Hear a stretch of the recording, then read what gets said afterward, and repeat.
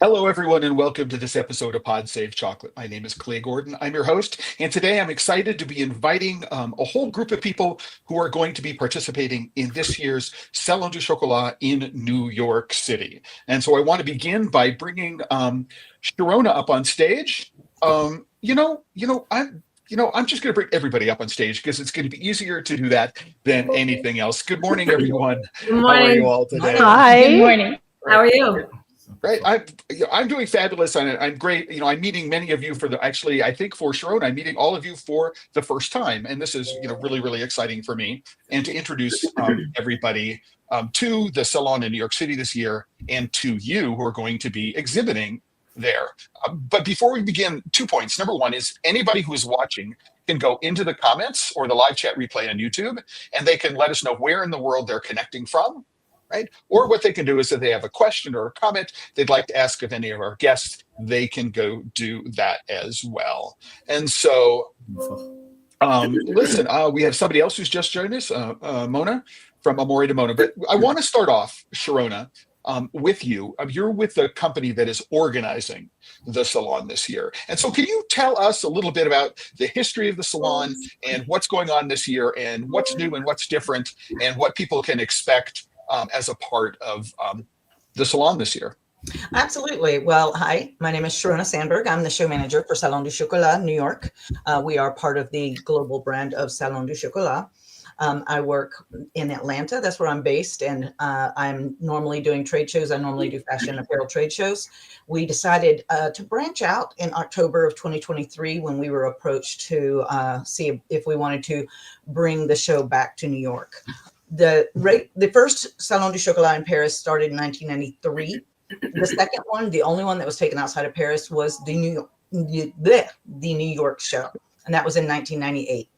It ran consecutively at a few different venues throughout New York until 2012.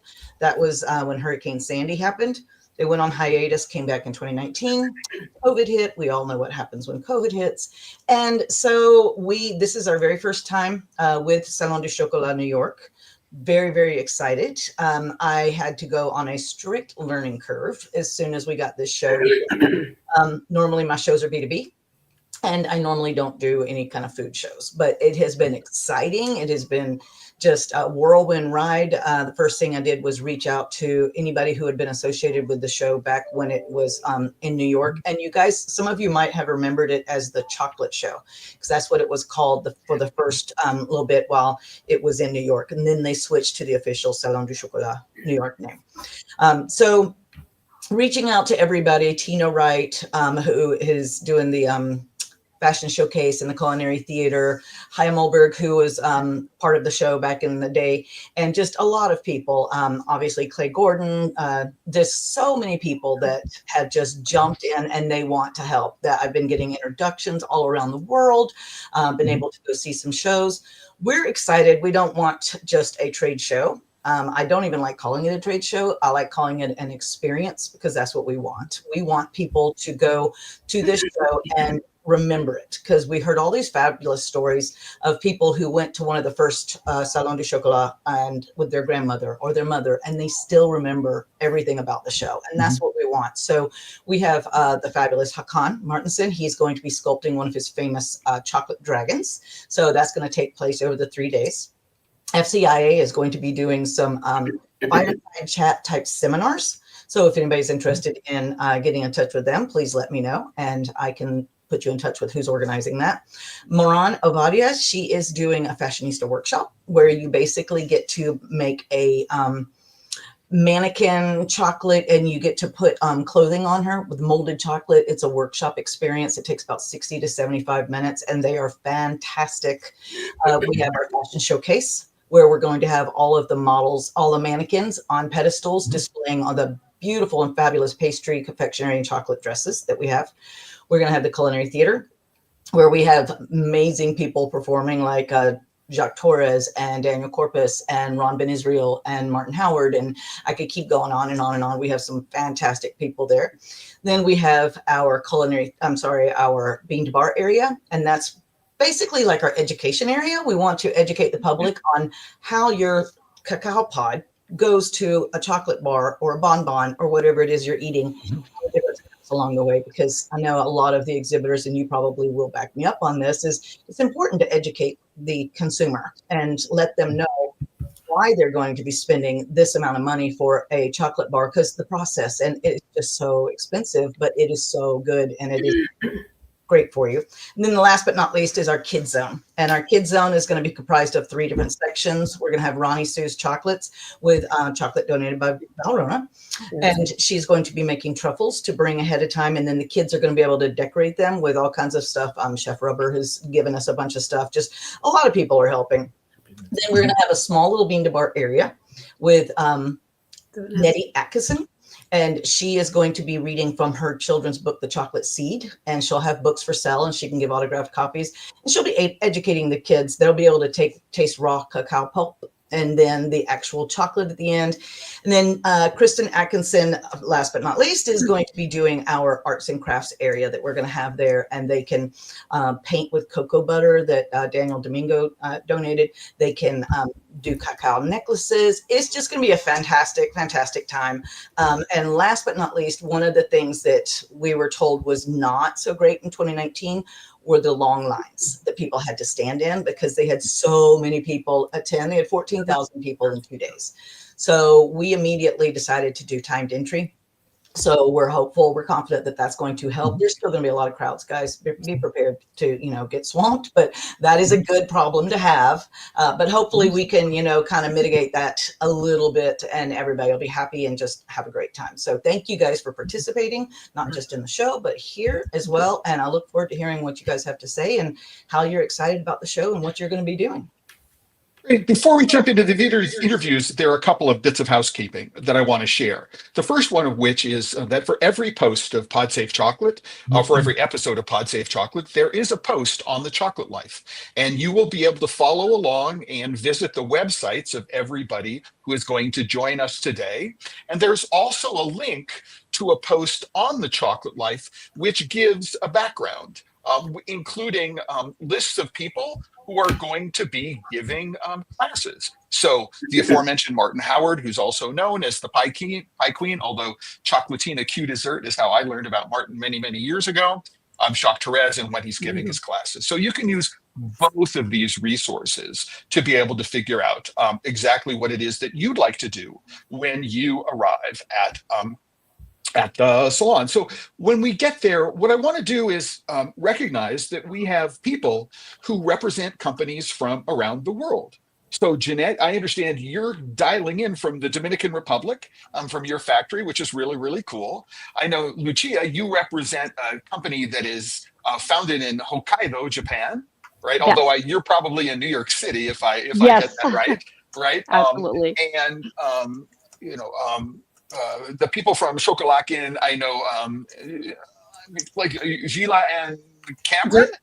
Gila and Jerome. Jerome, that's right. There was something in there. Although you're in New York City, I know, Jerome, you're originally from Paris, and you're bringing, Parisian-style chocolates. And then Mona, whom I've known since 2015 or 2016, when I first was introduced to your brand.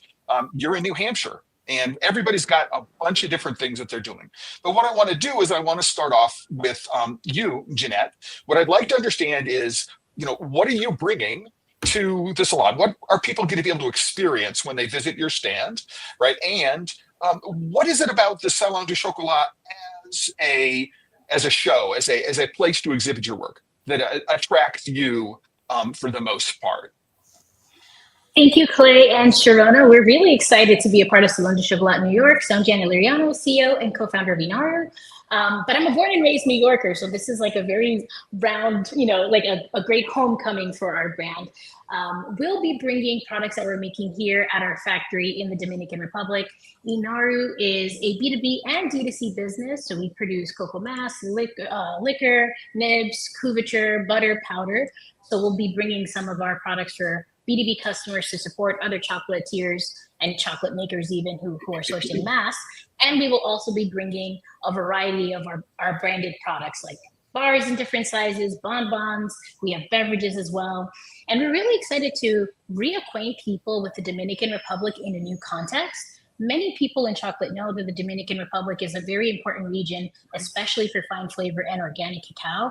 It is a pretty large majority of organic cacao worldwide, but there are not many chocolate makers that people know about. And we're a new entrant, and we're really excited to introduce ourselves in my hometown. Yeah, as I recall, there are several companies. Let's see if I can zoom out on this. There are several companies from the Dominican Republic. As we were discussing, Janet, before the start, I have been to the Dominican Republic on a number of occasions. I have really, really fabulous memories of visiting Sabana de la Mar on the Bay of Samana and being at Caño Hondo, which is this really, really private resort in Los Aitices, the national park, and getting to understand, the history of Dominican cacao, which is, really quite remarkable, and getting to know the people and really loving the people. And I'm really excited. People, when they think of the Dominican Republic, they might think of rum or they might think of cigars. They may not know about cacao. They may not know about the chocolate. So I think this is just a fabulous opportunity to do that. Do you remember your stand number by any chance?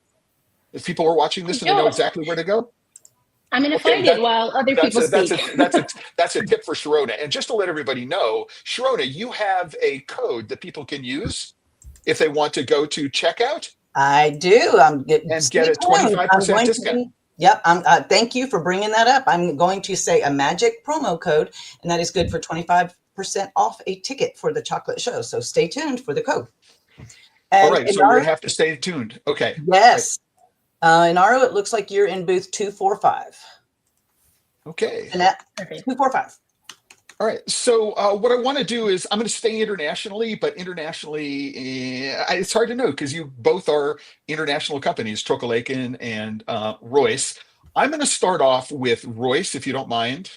Right, guys, because I actually am familiar with the brand, right? So I'm a New Yorker, right? And I visited Royce on a number of occasions, and we're seeing pictures of an unusual style of chocolate behind you, Lucia, Yes. which is called Nama, which I know from Paris, from a Japanese maker by the name of Sadaharu Aoki, where in Paris they're called pave. So tell us about what this Nama chocolate is, what makes it unique and interesting, and what it is that Royce, how does Royce perceive the salon? Because as I recall, you have exhibited at the salon in New York in previous years, right? So this is not your first venture. This is not our first time, and this is exactly what the Salon du Chocolat New York event is all about, bringing together chocolate artisans and chocolatiers from all over the world. And this is such a great platform, not only for us, but for other artisans as well, to showcase our confections and also engage and interact with our chocolate enthusiasts and just really share a common passion and interest in the chocolate making process. So this chocolate behind me is our signature Nama chocolate. It is soft chocolate ganache dusted with cacao powder. And it is famous for the key ingredient, which is a Hokkaido cream. And this Hokkaido cream is what gives it the soft, velvety texture that just melts in your mouth. Let me give you a little bit of a history about No. I just have to jump in here because I think this is really cool. So number one, so when we think, for example, about Swiss milk chocolate, right? One of the things that makes Swiss milk chocolate so yummy, yummy, yummy is contented cows, which are on these alpine hills, right? Above Schwyz, right? Where I've been. So I've been to dairy farms in the hills, in Schwyz, which is where the word Switzerland comes from. So when people think about single origin chocolates, they tend to think about the origin of the cocoa beans. but they don't tend to think about the origin of the other ingredients. So what makes Hokkaido cream, right, so special compared with all of the other creams that are out there in the world? Yeah, so Hokkaido, which is the northernmost island of Japan, the Hokkaido prefecture, is such an ideal region with a perfect climate, and they are famous for the high quality of the dairy products, right? And Hokkaido as well is where our facility is. This is where we create all of our confections. And not only do we source ingredients from Hokkaido, our products actually we source from different parts of the world. We source also cacao beans, not only from one region, but from multiple regions, in addition to the cacao beans from our from the Royce Cacao Farm in Colombia. So very, very, very cool. So, so if I'm looking at that picture behind you, I would look and say a nama is what I think of as a slabbed ganache. So you're making a ganache, right? Yes. And you're putting it into a frame, and then you're Yes. slicing it on probably a guitar, right? For people who know that stuff. And then rather than running it through an enrober or dipping it, all you're doing is you're dusting the outside of it with Dusted with cocoa cacao powder. Yes. Do you do any with green tea powder? Because that's the first time I experienced. Yes. I was in Paris at Aoki, and he had these pavés dusted in green tea powder, which were I my was gosh. going to mention that is Yeah. true. We are going to bring it at the salon, the Chocolat event. We are going to bring our signature Nama chocolate in matcha flavor.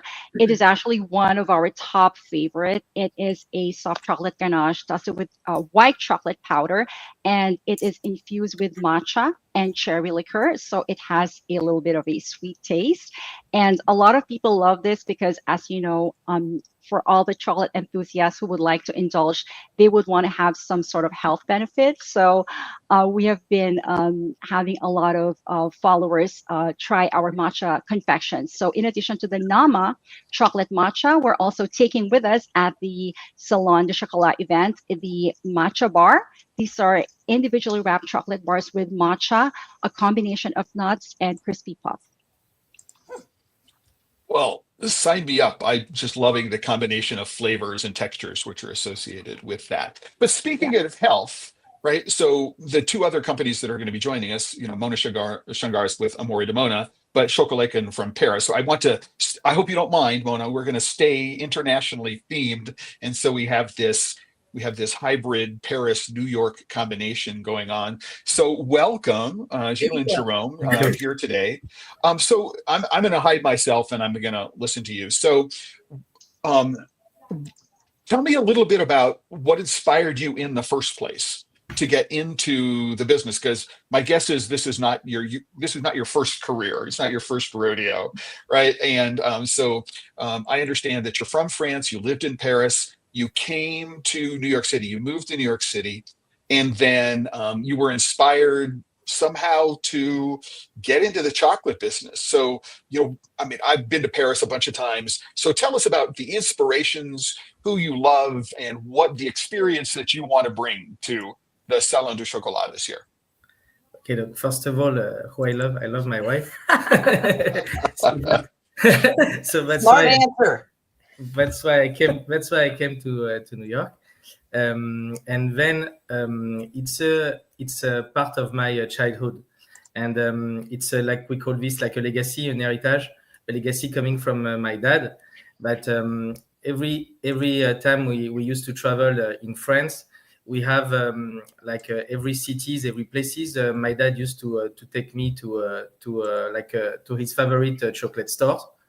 So we have a chocolate culture inside the family, and also the name of a little bit of history about my name. Why Chocolat I in Paris, and why Chocolat I? Because it's a pun between chocolat and acne, and acne is my last name. So it's a tribute to my dad, who unfortunately passed away in 2018. I regret that he couldn't see that. He would be for sure very proud. And then, so this is the first step of the name, and also, so I met my wife in 2012. So I used to make a lot of back and forth between Paris and New York. Originally, I was working in finance as a hedge fund manager, And what happened? First thing that I noticed is I was looking for to try to eat exactly the same quality of food, like the French, the French food, the savoir-faire, like the know-how French here. And I was finding a kind of lack in this kind of product. And so first of all, we decided. So that's how the idea came up to do some chocolates here. And then also it was very important for me to leave the factory in Paris, like to also have the choice of a large choice of high-end ingredients European, like from Spain, from Italy, from Switzerland, Belgium, everything. So basically we import the chocolates from Paris to here, and we named all our chocolate after a museum or a city in France. Like for example, we have a ganache infused with caramel named Tour Eiffel. It means that we would like to make like the consumer try every bite that he has. If he closes his eyes, I would like him to see the Eiffel Tower. So also I have also like a ganache infused with mango. And the name is Monte Carlo because it's a place I used to go to with my dad during the summer, Monaco, south of France. So every chocolate has an history, and we are looking to share our experience. It's a kind of experience of my childhood life, like wherever I used to go in vacation, which neighborhood I go to Paris. Let's say my favorite museum is the Louvre, so I have a chocolate named the Louvre, Le Marais. Le Marais is a ganache infused with coconut. I have also a marzipan called Montaigne, Avenue Montaigne, famous for all the fashion store like Dior, Louis Vuitton, and so we can't wait to share all our new. So we do chocolates and treats. We do also we're gonna have honey. We will have chestnut cream. We will have teddy bear marshmallows. Mostly like French style chocolate, but at the same time, we're also vegan, we're gluten-free and dairy-free. We're also kosher. We saw that there was a lack in the market of a good vegan chocolate that tastes silky, that you have like a creamy interior. You know, it's the quality of the ingredients that we use that gives a vegan, gluten-free, dairy-free chocolate not feeling, so you don't feel guilty eating and you want to enjoy something sweet and also tastes like friends, you know? So that was important for us. And right now what I'm doing is, on today's post, there are links to the websites of everybody who's going to be here. And so this looks like, of what I would think of as a very, very traditional box selection. Right. These are slabbed and enrobed ganaches, pralines, and other kinds of centers. This is a particular gift box selection. But, when I think about the traditional French confectioners, right, this is exactly what it is that I'm looking for. And I'm listening to the flavor selections you're going, and I'm going, Americans, marron glacé, chestnuts, it's really, really something unusual for us. But I know that, a really, really good marron glacé or just a fabulous chestnut cream is a wonderful experience to go and enjoy. And so I can recommend, listen, stopping by if, there are a number of other, Paris-based confectioners that have shops in New York City. But if you want to actually talk to the people who are involved in making the product and learn more about them, that's one of the great things about a show like the Salon du Chocolat. You can come in, you can be exposed to products from Japan, products from the Dominican Republic, products from France, and speak to the people who are directly involved in sourcing the ingredients. Understand what drives them. Taste their passion as a part of your passion for understanding chocolate. And fabulous. I'm hoping to be there, everybody. So I'm hoping to meet all of you in person and taste everything. This is news to you, Sharona, by the way. Yes, I was about to say. Yeah, this is news to you. I just wanted to drop it as a thing today. And then what I want to do before we jump into a couple of more questions that I have just for everybody is introduce everybody to Mona Shangar. So now I must admit that I have known Mona since about what 2015 or 15. 2000 Yes. 2016 Yeah. at a chocolate show, not the Salon du Chocolat that I helped organize, where I met you, your daughter. I introduced you to my daughter, and so we have this family's collection. But tell us a little bit about, you know, so what makes Amore di Mona? What caused you to get into the chocolate business in the first place, and how your journey has evolved over the course of the last decade, and what it is that you're bringing to the salon this year, and why the Salon du Chocolat in New York City. So I Right. started out. And but just I just want to let everybody know, Mona called me about 10 minutes before this episode started, and she's in the back of a car. She had just gotten off on an airplane. She's on, you're not at home, you're not in your office, you're in a car dealership or something like that. I am. I'm in a car Okay. dealership. Okay. I was supposed to fly So, yesterday, but I had to change it to today for a variety of reasons. But I'm very pleased to be able to join everyone today. So the genesis of the company is, as it is with many, necessity is the mother of invention.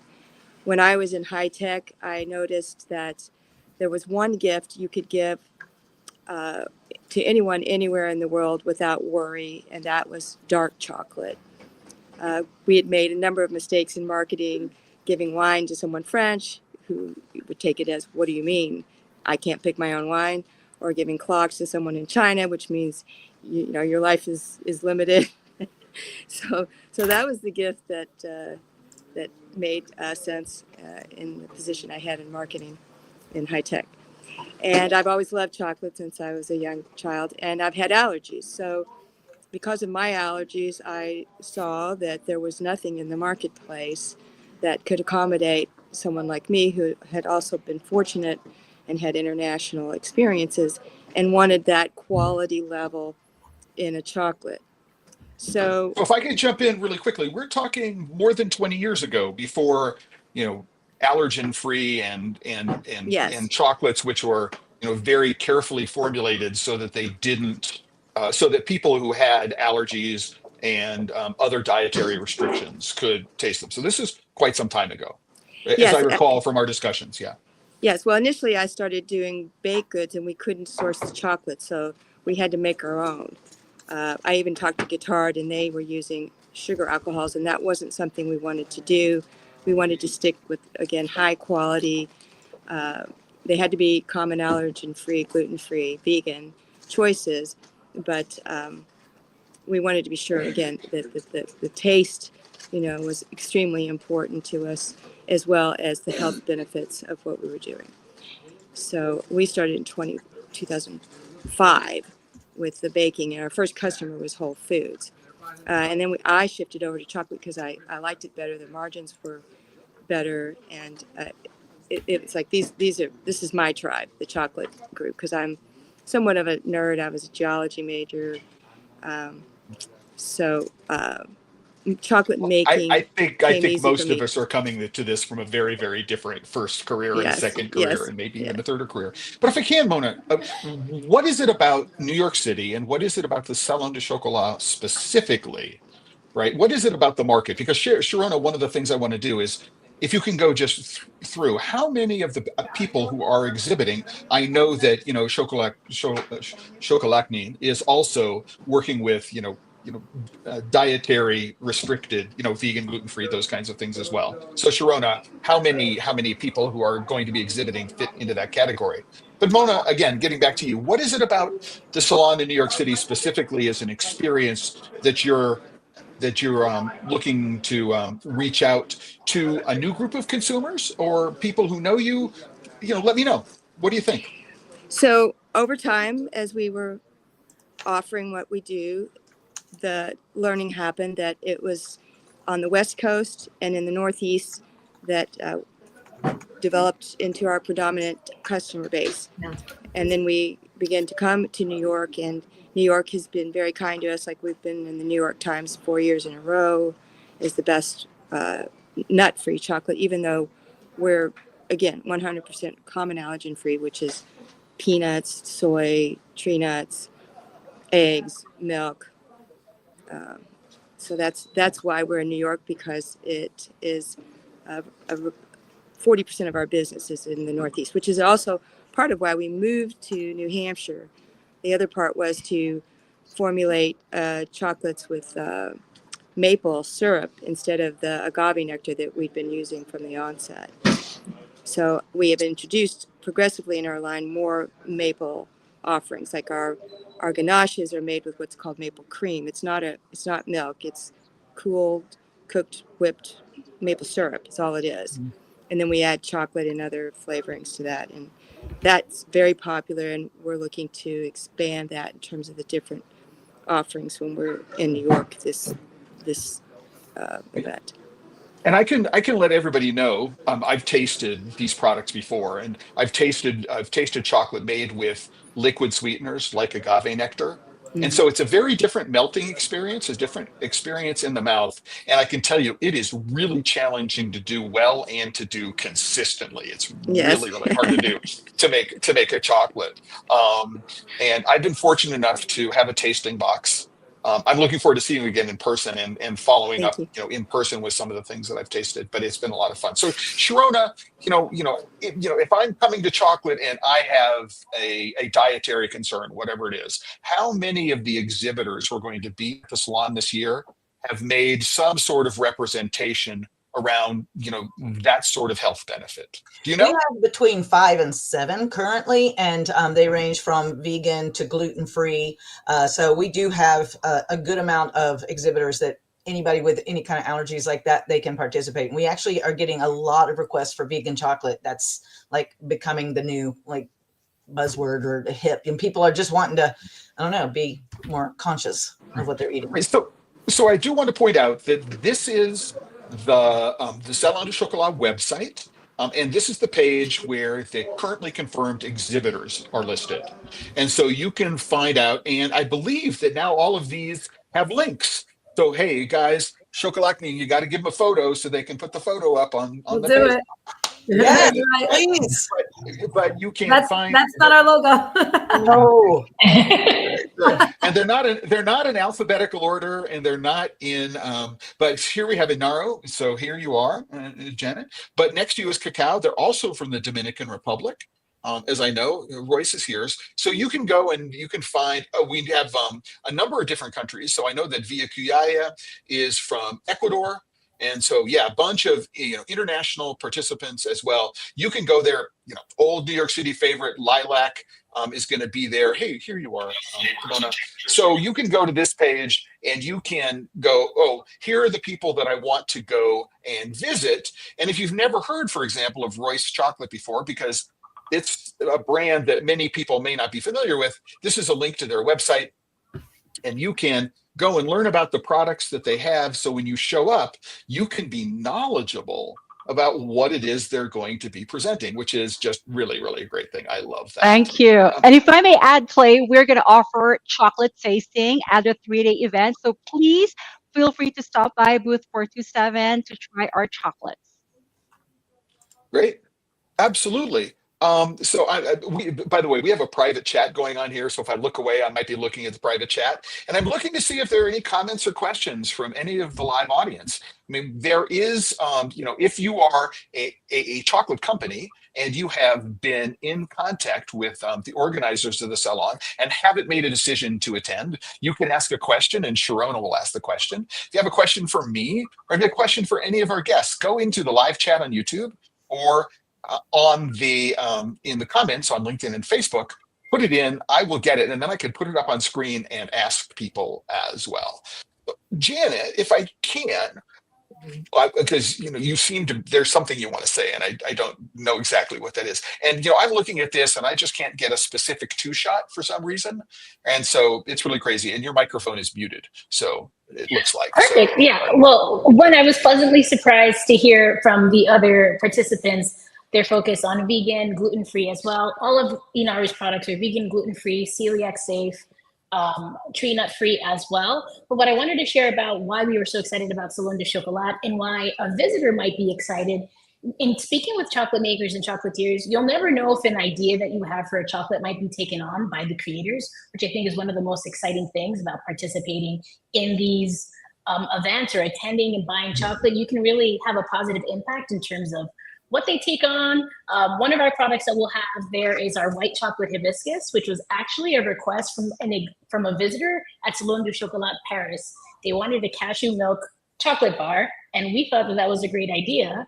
And we went ahead and made a cashew milk chocolate bar. So if you're listening and you're wondering, well, why should I go? Do I want to buy a bunch of chocolate? It's your opportunity to, hang out with a bunch of Willy Wonkas. So I'm really excited to be there. I'm excited to eat all of this chocolate, and I can co-sign the Royce Namas are really good. I was just in Japan and I spent way too much money on them. So I agree. Yay! So the answer to the question is yes, you want to go there, and yes, you want to buy chocolate, right? So just Yes, all that, definitely. right? And I would encourage people to get out of their comfort zone. It's really easy to go to an exhibit like this and be overwhelmed, and then go, oh, I'm only going to buy things from the people I know or from people who are near. I'm going to say, here is a flavor I've never heard of before, but I don't want to take the risk of buying something and not liking it. And I can, tell from personal experience, it's that pushing that flavor envelope of going places.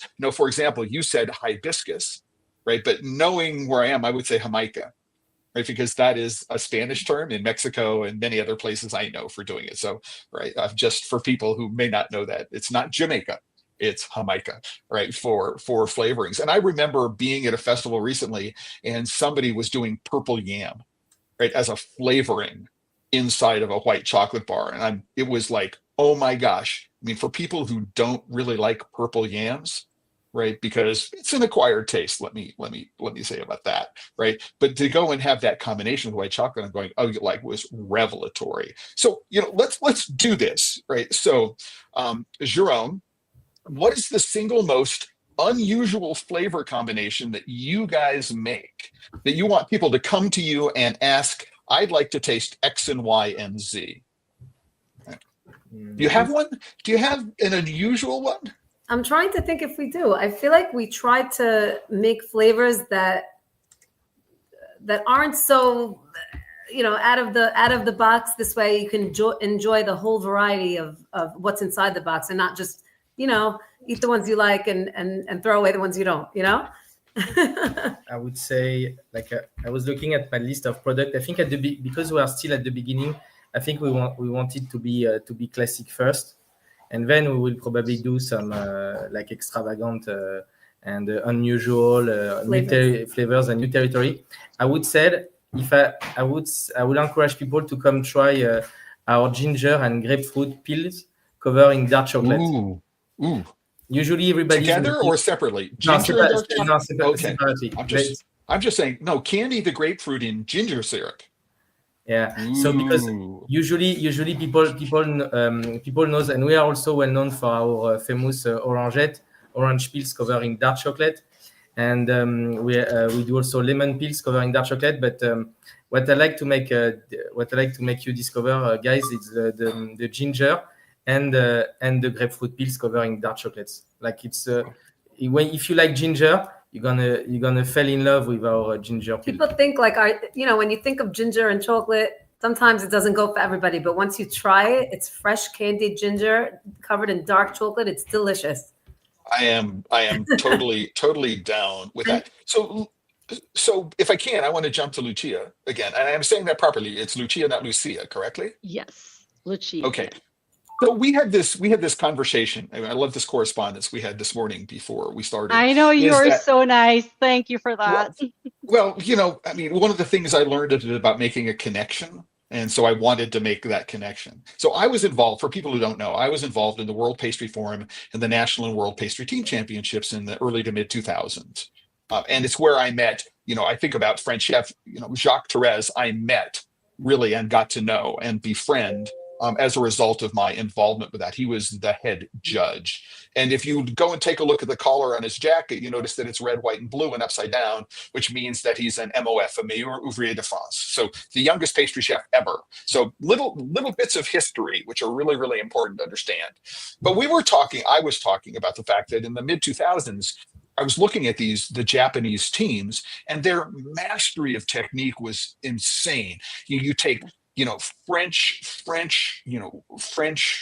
philosophy with the precision and craftsmanship, and attention to meticulous detail. which the Japanese are known for. But they were trying very, very hard to take, ume and shiso and, all these other ingredients, which are very, very typical, natto, and very, very typical Japanese ingredients, and really having trouble making them work for European judges. And so they would get really high technical marks, but lower flavor marks. And one of the things that I know over the course of the last 20 years is that companies like Tadaharu Aoki, people like Esquayama have done just a really good job. Has that been a challenge for Royce, taking these very, very traditional Japanese flavors and, making them, accessible to people who may not have tasted, well, many people have tasted shiso and sushi, but they don't know that that's what they were tasting, right? So how does that work, right? Because I'm curious, from that, from coming from a food culture, which is so very, very different. Yes. So here at Royce Chocolate, we are very passionate about producing chocolates that are ethically sourced. And we actually are passionate about sharing the joys of how Japan does chocolate, which is actually the fusion of Japanese culture and flavors. And this beautifully merges with the Western culinary traditions and palate as well, just as we discussed earlier. And I believe that the global market is very excited about trying new flavors. And our founder, Yasuhiro Yamazaki, when he started Royce Chocolate in 1983, he was committed to producing decadent confections, right? And for this reason, we started working in ensuring that we produce only products with excellent quality, and also using the state-of-the-art production techniques in our facility in Hokkaido. So I think that this event, it will be a very good opportunity for us to showcase our unique confections and have everybody try our chocolate. State of the art. So I'm imagining some, some wizened, aged, Japanese mother or father who's been working in the factory for 40 years, who's like going through. Yes, 40 years, exactly. That's what I want to see. Because, when I think about, somebody's making soy sauce, it's the 19th generation soy sauce. I am very happy to invite you when you visit Hokkaido. I did tell you about the Royce cacao and chocolate town. And we do have a museum where you can actually tour and experience the farm to bar experience journey in creating the chocolate. So please come and visit us. I'd be more than happy to show you. Absolutely. And what I want to say is, also is that people may not know is that Japan is now a cacao producing country.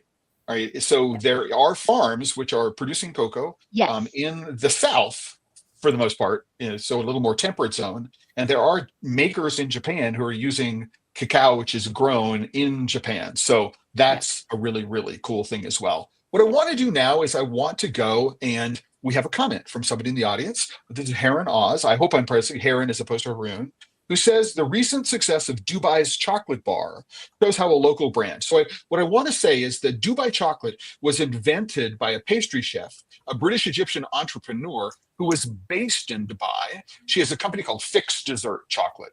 And she is the first one to take a relatively simple idea, I think, which is to take a nut paste, pistachio praline, pistachio paste, mix it with a kind of phyllo dough, whereas the French would use fouilletine, right? They would be using a kind of, for a texture, right? And then for some reason, through good social media marketing or something or other, we have this idea of Dubai chocolate, which is not a brand of Fixed Dessert Chocolate, right? Which is the point that I wanted to point out. It's a local brand, can go global with the right strategy.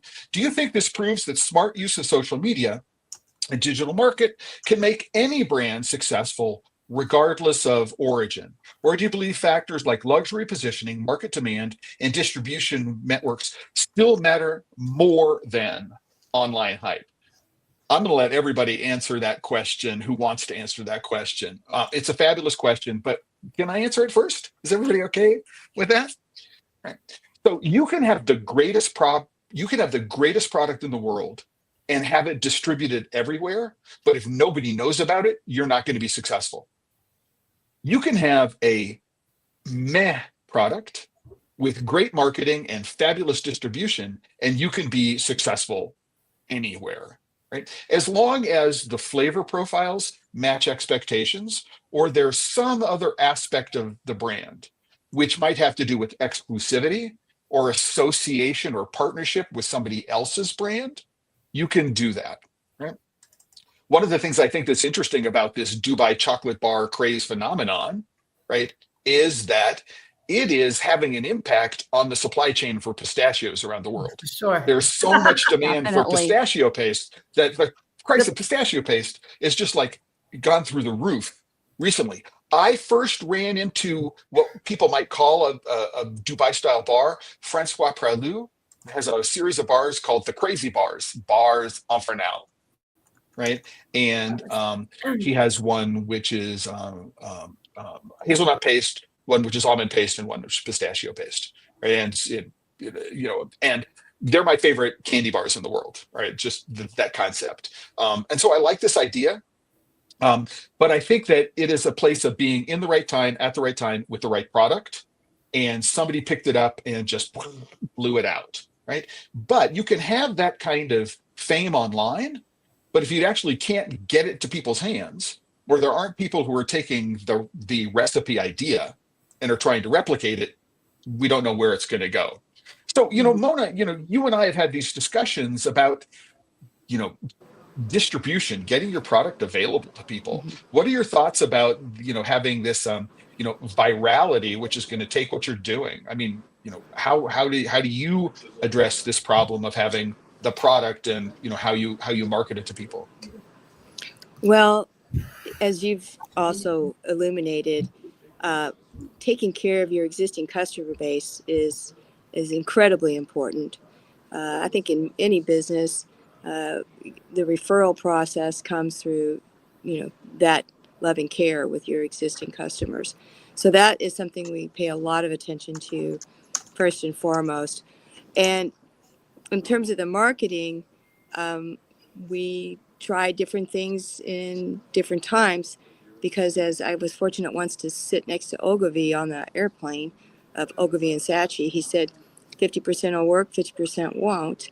And then it'll work for a while and then it won't, right? So we have to keep our eyes and open and our ears to the ground for the changes as they occur and be responsive to those as they do. So for instance, in my world, when I first started, I was that weird woman that had this free, that free, everything, haha, is it taste free, right? And then we've gone from that to where you've got 70 million, they say, of 340 in the US alone with, food sensitivities and allergies. And now most everyone with a food offering has to at least consider, right, these dietary concerns, at least some of them, right? And the big ones, as you've been discussing right now, are gluten-free and vegan. Those are the big ones right now. But again, keep open as things do evolve. So marketing wise, we need to try a variety of things, and we've had different kinds of results. We used to have pretty good results from Facebook, and then now it's more Instagram. When we were doing bulk bars, which we're not now because of the cost of making chocolate, the recipes on Pinterest, drove a lot of business. So it varies, and I think we have to look at it expansively in terms of what's going on in the customer marketplace, and then specifically in what it is that you offer and where, as well as, like you brought up, Clay, you have to decide your life, right? How do you want to live it? Do you want to, end up a CPG, run up the food train and get bought by Mondelez? Or do you want to be a fine artist and this is your gift to your community, however large or small you choose to define it? Yeah, as someone who went to art school, I'm definitely in the arts camp as opposed to being bought out by big chocolate. So, Janet, you're in the Dominican Republic, and even though, listen, right, it is one in the Caribbean, it is one of the closest and easiest get to destinations when it comes to being able to visit cocoa farms and be able to visit a wide range of chocolate makers. So it's easy to do, and I can recommend it. I don't recommend getting a hotel in Boca Chica. Go someplace else. If you're going to do it, go and visit the Old Quarter in Santo Domingo. It's a fabulous place to go and visit, but get into the countryside and, forget the resorts in Puerto Plata. Don't go to the resorts in the East, find yourself in some place. But you're exporting from the Dominican Republic to the United States, and you've got a marketing challenge as a Dominican company. How do you think about these questions in terms of? I love these questions, and thanks for the opportunity to answer it, because it's very much present for a brand like Inaru. So quick history. We are a pandemic baby. Inaru was founded in 2020, February 2020. So you could think about the timing. The world shut down in March. And, there's a common understanding of where quality chocolate comes from through the history of the commercialization of chocolate. There is a growing awareness of where the quality cacao comes from. Consumers, especially those that care about health concerns and traceability, are now becoming aware that it's not only in Europe that there's fine chocolate making. There's amazing makers in Asia, like Royce, new emerging makers in the Middle East, like the Dubai chocolate is a great example. And the challenge that we set out to solve for that is to re-educate the consumer to make a comparison. If great French wine uses great French grapes and there's great French artists, or Swiss or Belgian, pick a country, that same ability to create is available in the places that produce the cacao. So that was but the marketing challenge is, how do you educate the consumer against that public perception that only good chocolate comes from certain regions in the world? And the way that we've answered that is letting, one, the beauty of the product speak for itself, letting the impact that we make with our profit share and direct sourcing speak for itself, and ultimately things have to taste good. I do think, to answer the gentleman's question, or maybe it was, I don't recall the name, what we've learned with the Dubai chocolate is that today's consumer is not going to accept top-down trend setting all the time. Like, there is a dynamic conversation that's happening where makers and creators have to be more beholden to the market in terms of what they think is premium, what they think is luxury. And there's an emerging class of premium buyers in many new markets like the Middle East, like Asia, like Latin America, whose tastes and palates need to be considered, I think, if you're going to be successful in the future. So Inaru sees itself as, maybe one of the new guard, as a larger factory, but still small in terms of craft, to meet those needs. I think in terms of marketing and social media, you have to be creating as many opportunities as you can for people to connect authentically with your brand. But black swan moments like the Dubai chocolate, you cannot control. What you can control is the authenticity of your story. And I think it's dangerous to trend chase. Just be clear on who you are, and then the right people will find you and the right people will elevate you. But I think I love a challenge. We're having fun. I can't complain. And I would prefer to use the word genuine rather than authentic, because I think authentic is overused. So, Jerome, I mean, you're importing into the United States. You have these questions, and what you've done is you've chosen to start off classic, right? Rather than going, as Janet said, trend chasing. So for you, where does that balance work for Chocolatnin? And you, or you're on the creative side and your wife is on the marketing side, and where does it work for you? So that's how I don't know, everything happened like you know what, I think we didn't really think about all this marketing and strategy and everything. I think we probably also, like Janet said, we are probably a baby of the pandemic, because we started to think about it during the pandemic, and we jump inside like we have the feeling that we are learning everything step by step. So basically, how our role are done. Like I'm more on the sourcing of the ingredients, also the flavor, because I'm the French one, I'm the picky one. So I'm trying to have and to eat. Americans can't be picky. No, you're right. I made a lot of picky consumer, by the way. They are very picky. When they want to be picky, I think they are more picky than the French, by the way. So it's because they go and they read all the ingredients and stuff behind the box. So different picky. It's a different kind of different. I don't know if we're more picky, but we are different picky in a different kind of way. So yeah. So yeah. I'm sorry. Go ahead. I'm being a little bit of aware of time, and time. Okay, so limited. now so quick. So yeah, but so basically I'm doing the sourcing of the ingredients, also the sales part, and she's really on the I don't know, she took a passion for the marketing and the creation and the conception of the boxes we but basically we do everything together. Like she's with me on every shows. We are on sale as a pop-up sometimes by Bloomingdale's. She's leaving her job. She's a makeup artist actually. She's still a makeup artist, but sometimes she's also the wife of the chocolatier.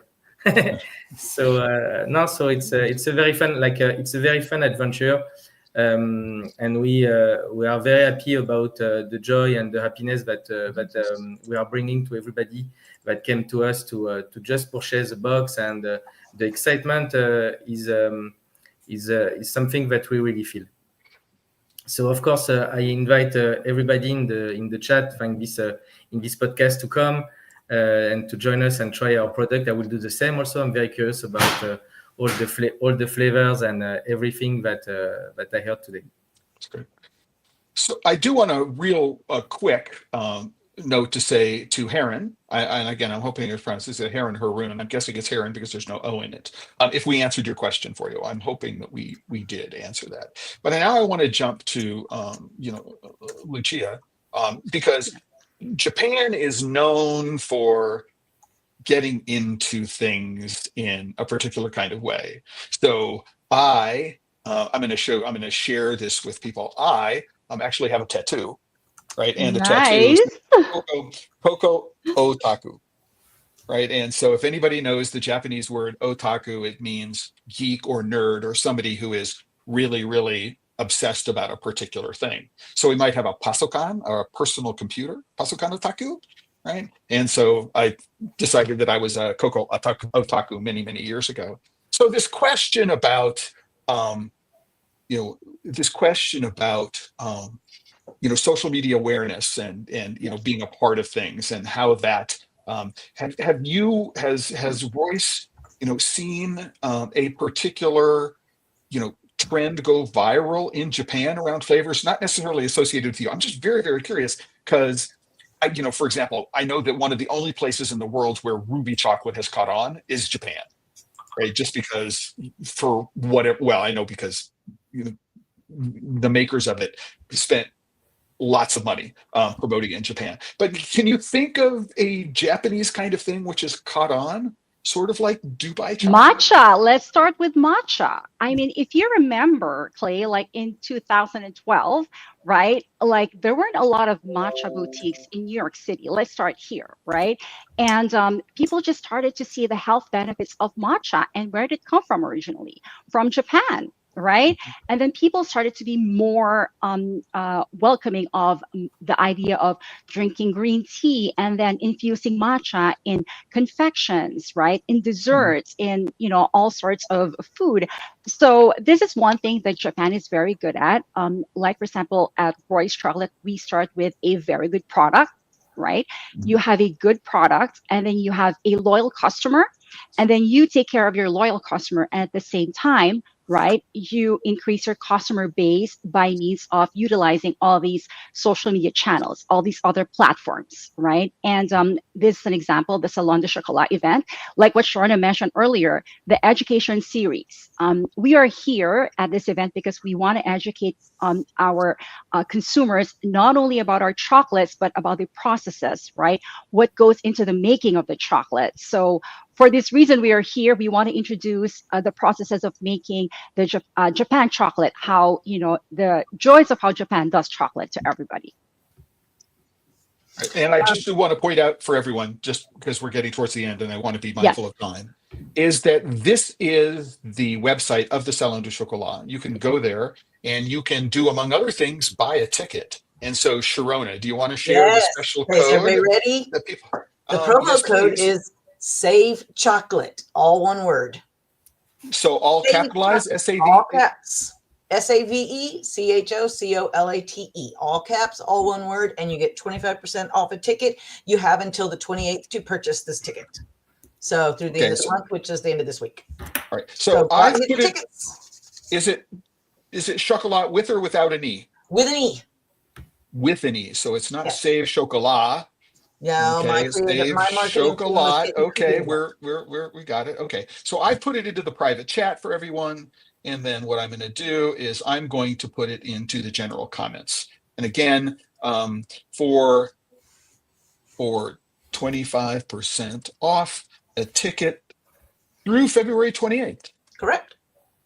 Okay, so let me do that. So we're sort of at the end of the hour, and I have a lot of things that I could say about this. But what I want to do is I want to give everybody an opportunity to do a final word, right? And so we're going to go in order, but we're going to jump Sharona, and we're going to let you go last. Well, I'm going to go last. But, Janet, final words for today. It's been a pleasure having you here. I'm looking forward to meeting you in person and taking you up on your offer to go and visit in the Dominican Republic. I haven't been there since I think 2015, so it's been way too long.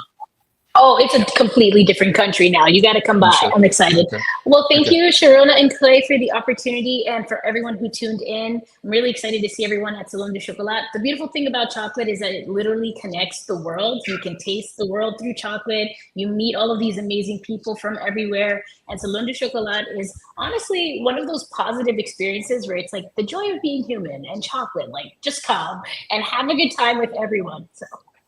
Thumbs up, absolutely. Couldn't say more. Jerome, how about yourself? A parting comment? Yes. So I would like. Okay, first, thank you, Clay. Thank you, Sharona, for having us, and we can wait to share with you guys a little taste of France. And as I like to say in my company, chocolate is happiness you can eat.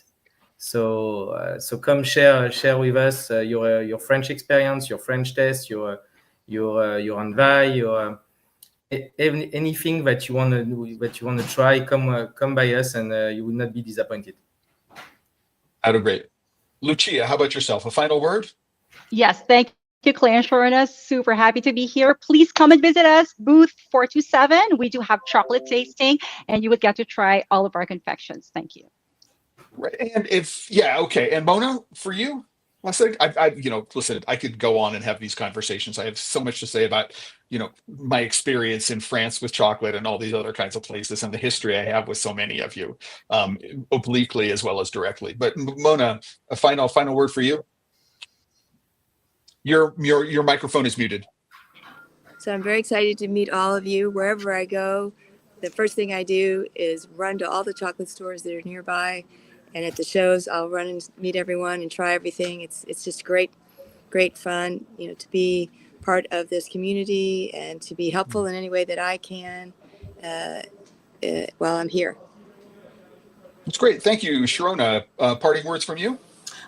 Thank you to all of you who are here with us today. I really appreciate you being here. Thank you, Clay, for giving us this opportunity.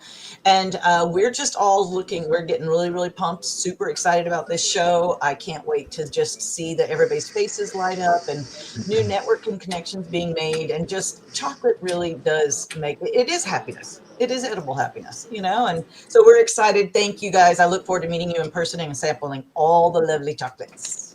Ooh, yeah. Is that the Big Apple?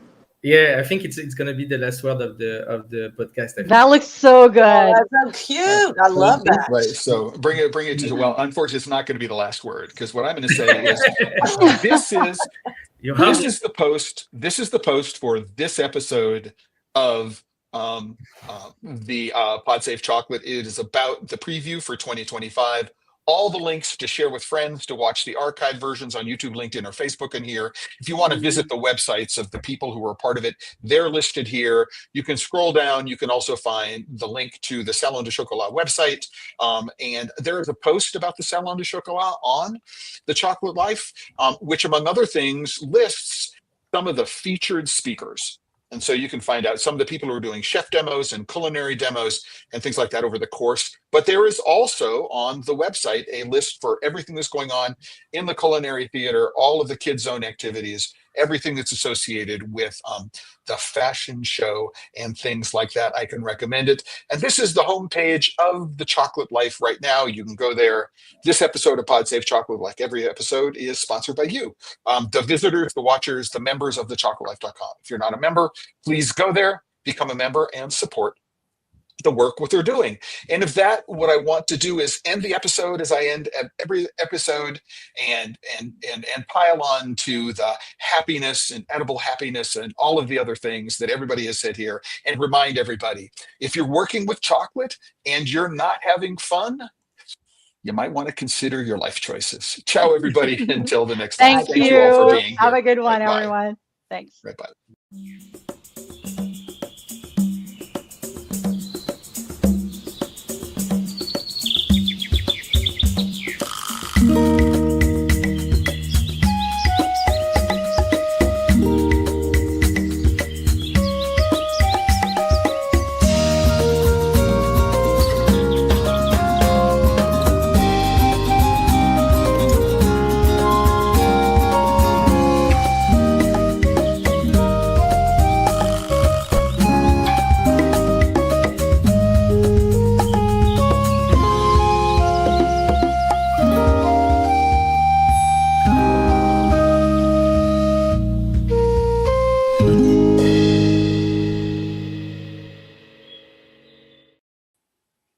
Hey, Jerome.